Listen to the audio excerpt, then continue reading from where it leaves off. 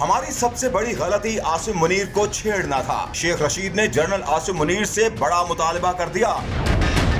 شیخ رشید کا منیر فاروق کو دیے گئے انٹرویو میں کہنا تھا کہ جنرل عاصم منیر کو چھیڑنا ہی ہماری سب سے بڑی غلطی تھی۔ باجوہ 2 دفعہ رہ گیا تھا، تیسری دفعہ بھی ہوتا تو کیا مسئلہ ہو جانا تھا، یا عاصم منیر صاحب ہوتے کیا فرق پڑنا تھا۔ جب عاصم منیر کی ٹرانسفر ہوئی اسی وقت سے ہمارے خلاف باتیں بننا شروع ہو گئی تھیں۔